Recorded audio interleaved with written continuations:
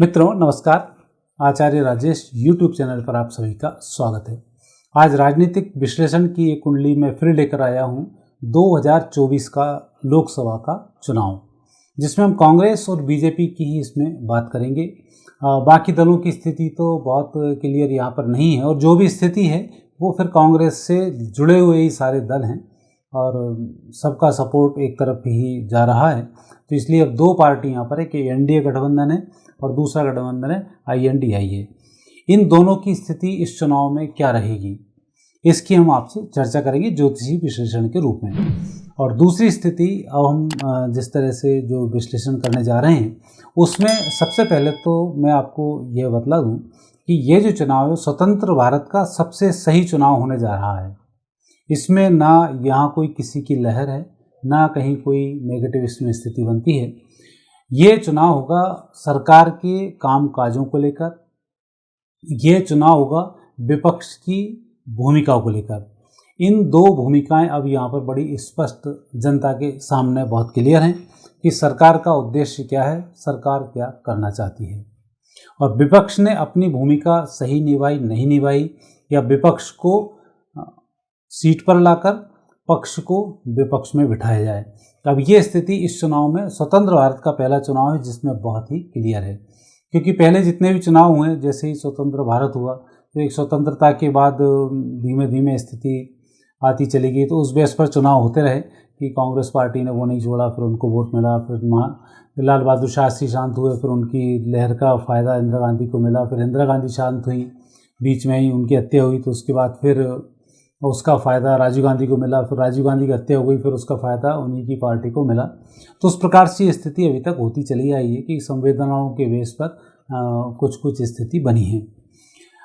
लेकिन अभी जो स्थिति इसमें बनी है, ये स्थिति बहुत ही क्लियर है कि यहाँ पर विपक्ष की क्या भूमिका है और कैसा विपक्ष होना चाहिए, विपक्ष ने सही भूमिका निभाई या नहीं, यह विपक्ष के लिए वोट का कारण बनेगा।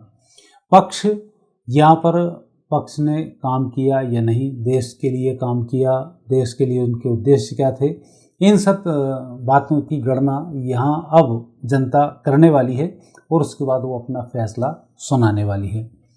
इसी बीच में ज्योतिषीय गणना क्या कहती है इस चुनाव के बारे में, उसकी अब मैं आपसे चर्चा करूँगा।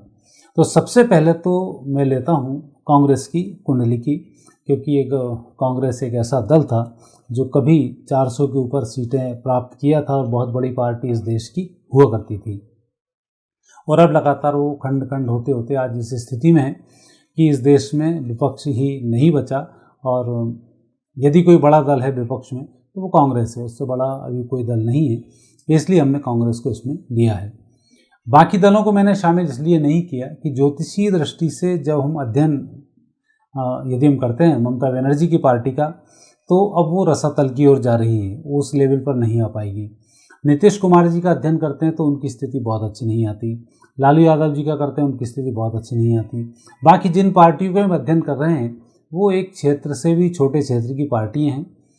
और आम आदमी पार्टी की बात करें, जो एक राष्ट्रीय दल के रूप में भी उसे मान्यता मिली है, तो आम आदमी पार्टी क्या स्थिति करेगी उसकी बात हम फिर अगली बार उसकी कुंडली से करेंगे कि आम आदमी पार्टी कहाँ सक्सेस होगी, कहाँ नहीं होगी। और इस समय आम आदमी पार्टी की कुंडली लेना इसलिए आवश्यक नहीं है कि वो कोई ऐसा बड़ा दल नहीं है और ना कोई ऐसे बड़े चमत्कार वो कर पाएगा जिसमें कि उसकी कुंडली का अध्ययन किया जाए। लेकिन सरसरी तौर पर जब मैंने आम आदमी पार्टी और कांग्रेस की एक तुलनात्मक रूप से अध्ययन किया तो मुझे लग रहा है कि आम आदमी पार्टी कांग्रेस से अच्छा अभी की तुलना में एक प्रदर्शन करने की स्थिति में वो दिखाई देती है। पंजाब में कुछ अच्छा करने की स्थिति में वो आएगी और बाकी छुटपुट जगह में उसको कुछ ना कुछ लाभ इसमें ज़रूर मिलेगा। चूँकि कांग्रेस के साथ जुड़ी है तो उसका फ़ायदा उसको थोड़ा सा मिलेगा। लेकिन इनमें क्या व्यवस्थाएं हैं, क्या भिन्नताएं हैं, उसकी चर्चा में इन दोनों पार्टियों को लेकर जब आऊँगा तब मैं आपसे करूँगा। आज यहाँ समसामयिक मुझे दिखता है बीजेपी की कुंडली और कांग्रेस की कुंडली सर्वोत्तम दिखाई देती हैं, जिनकी तुलना करना आवश्यक है।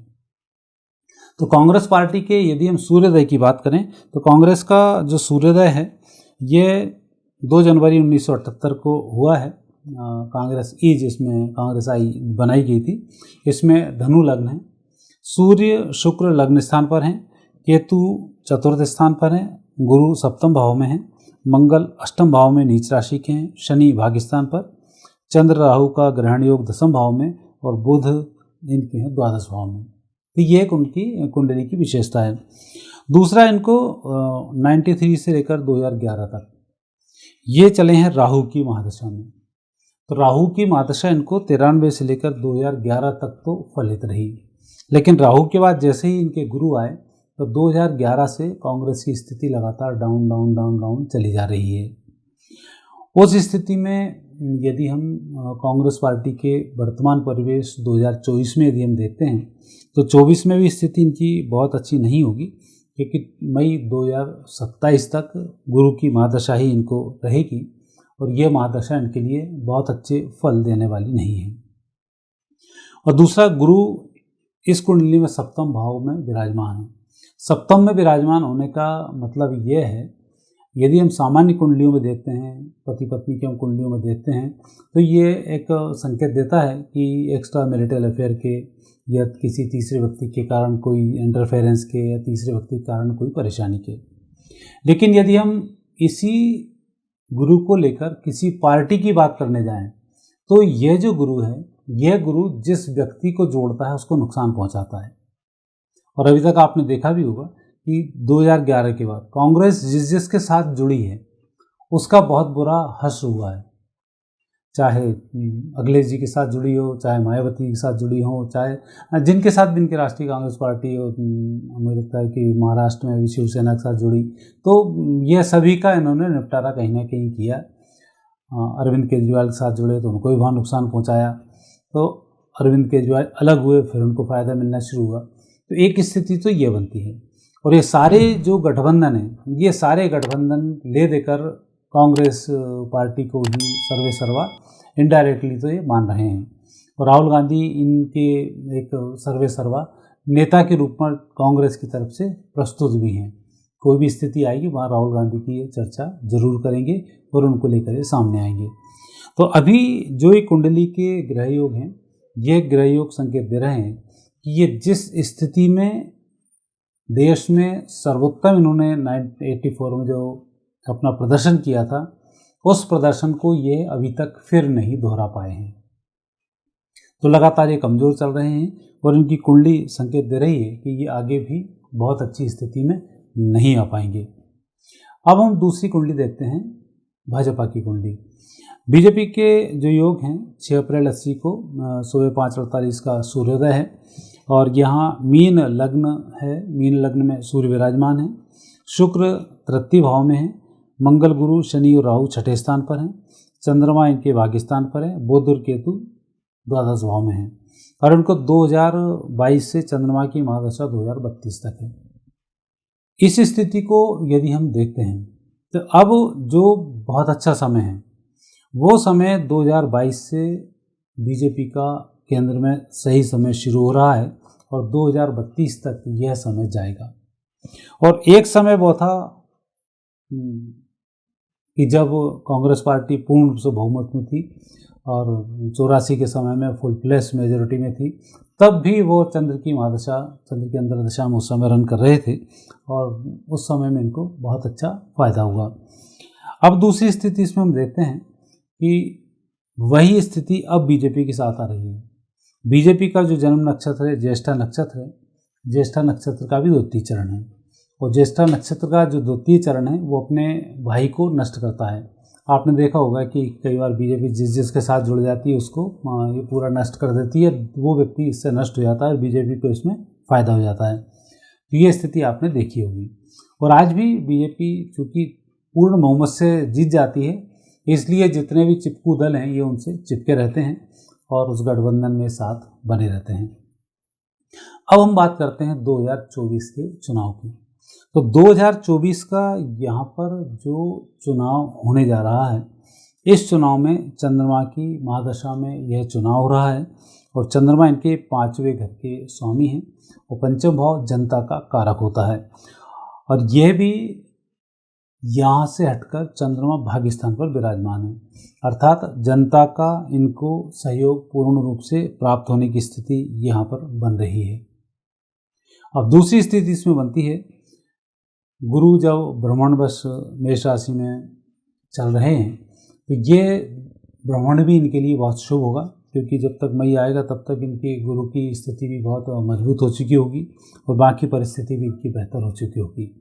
और चूंकि चंद्र भाग्यस्थान का विराजमान है तो यहाँ पर चंद्र विशेष रूप से मदद करता है आपकी कार्यशैली को लेकर, आपके कार्यकलापों को लेकर, आपके सोचने की बौद्धिक क्षमता को लेकर। और क्योंकि उसके जो स्वामी बौद्धिक क्षमता के स्वामी बुध हैं जो केतु के साथ द्वादश भाव में बैठे हुए हैं, तो तीक्ष्ण बुद्धि बनाते हैं, जनता की चीज़ को, जनता की नब्ज को ये समझते हैं और इनका एक टारगेट होता है, उस पर ये कार्य करते हैं। तो अभी मैंने पहले उद्बोधन में ही कहा था कि ये जो चुनाव होने वाला है यह चुनाव होगा जो शासन है उसकी कार्यशैली को लेकर, राष्ट्र के प्रति उनकी जवाबदारी को लेकर, देश दुनिया में भारत की प्रगति को लेकर, भारत के विकास को लेकर, इन सब चीज़ों का अब जनता इसमें अध्ययन करेगी। सरकार ने कहाँ काम किया, कहाँ काम नहीं किया, कहाँ सरकार फेल हुई, सरकार को हटाना चाहिए, ये सरकार को रखना चाहिए। जब इस एनालिसिस की बात आएगी तब चंद्र की महादशा व्यक्ति के मन और मस्तिष्क को तरोताज़ा रखेगी। तो इस चुनाव में आप देखेंगे कि वो सब होगा जो 1947 से लेकर आज तक की हर घटनाओं की इस चुनाव में चर्चा होगी। भारत अपनी तरक्की की भी चर्चा करेगा, G20 की भी यहाँ पर चर्चा होगी, भारत के सैटेलाइट्स वगैरह की चर्चा होगी, चंद्रयान की चर्चा होगी, सूर्य वाले की चर्चा होगी, आगे 2 सैटेलाइट और छोड़े जाने उनकी भी चर्चा होगी, 3 वेपन्स अभी अप्रैल से पहले भारत उनका रिसर्च कर डालेगा, उसकी भी यहाँ पर चर्चा होगी, राम मंदिर की भी यहाँ पर चर्चा होगी, क्योंकि ये लंबे समय से एक ऐसा मुद्दा था जो कि जानबूझकर उलझाया हुआ था, उसकी भी यहाँ पर इसमें चर्चा होगी। और भविष्य में एक एक करके जो मंदिरों में से मूर्तियाँ निकल कर बाहर आ रही हैं उनकी भी यहाँ पर सारी चर्चा होगी। तो ये जो सब बातें हैं सारी की सारी बातें बाहर निकल के आएंगी। आज जो विपक्ष में गठबंधन बनाकर लोग बैठे हुए हैं इनकी कामयाबी की भी चर्चा होगी, तो इनकी नाकामयाबी की भी पूरी चर्चा होगी और लोग इसको बड़े अच्छे तरीके से सुनेंगे।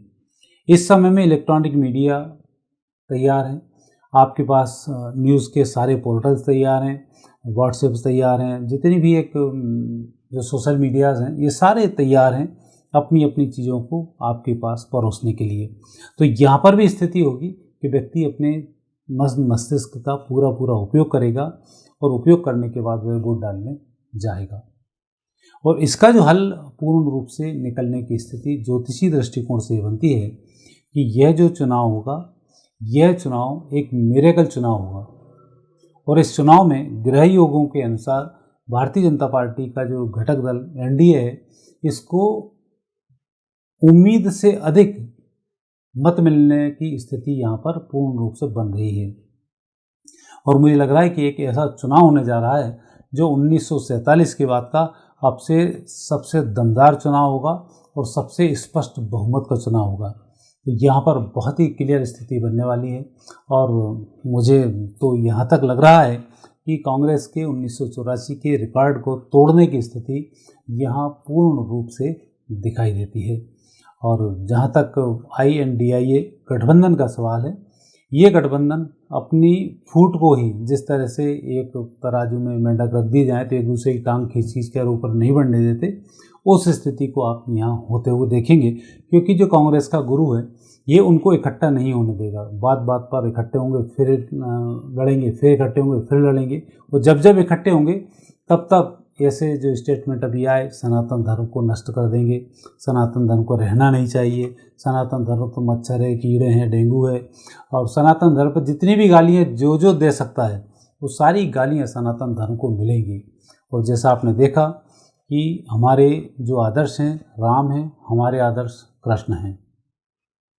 100 गालियाँ, सब कुछ शक्ति होने के बाद भी 100 गालियाँ जो सुन सकता है वो कृष्ण है।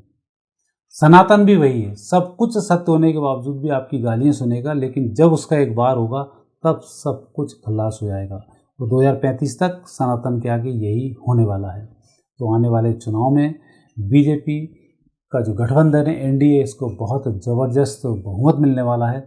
आज तक का सबसे तेज जो जनमत मिलेगा वो इस 2024 के चुनाव में होगा। मित्रों, यह था मेरा राजनीतिक एक विश्लेषण इन दो कुंडलियों को लेकर कि 2024 में स्थिति क्या होने वाली है, क्योंकि हमारे दर्शकों ने बहुत जानना चाहा कि 2024 में क्या होगा, मोदी का क्या होगा, राहुल जी का क्या होगा, बाकी लोगों का क्या क्या होगा। तो उसके लिए मैंने आपको ये सारी बातें शेयर की। आपको प्रोग्राम कैसा लगता है हमें सूचित अवश्य करें और कमेंट्स बॉक्स में कमेंट्स भी करें। यदि चैनल अच्छा लगता है तो सब्सक्राइब करना नहीं भूलें। अब मुझे आज्ञा दें, फिर पुनः नए विषय के साथ आपसे भेंट होगी। नमस्कार।